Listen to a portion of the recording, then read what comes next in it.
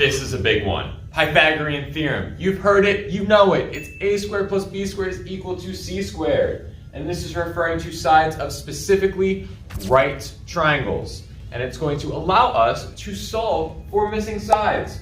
So taking a look at this first example, A and B are going to be our legs. They're going to be the shortest sides of our triangle. So our legs are going to be 5 and 12.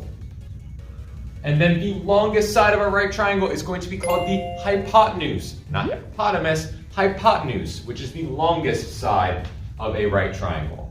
I'm going to label that here.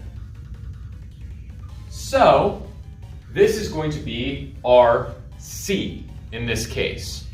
So when we set up our equation, we're going to plug in 5 and 12 for our A and B squared. So 5 squared plus 12 squared. And that's going to be equal to x squared. So when we do this, 5 squared, which is 5 times 5, is what the exponent does, we get 25. 12 squared is 144.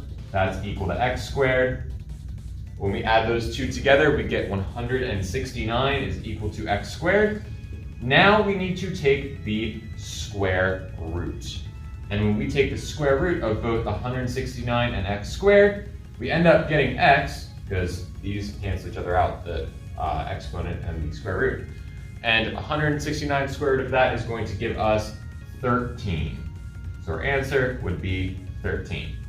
Now, moving down here, what if x is one of our legs, right? I'm going to label this with an L. This is an L for leg. And then this is our hypotenuse, 10.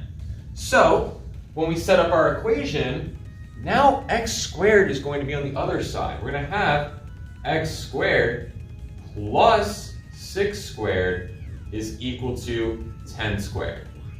And when we simplify this with our exponents for our constants, we have x squared plus 36 is equal to 100. Now we need to subtract 36 from both sides, and then we can take the square root of both x squared and 64.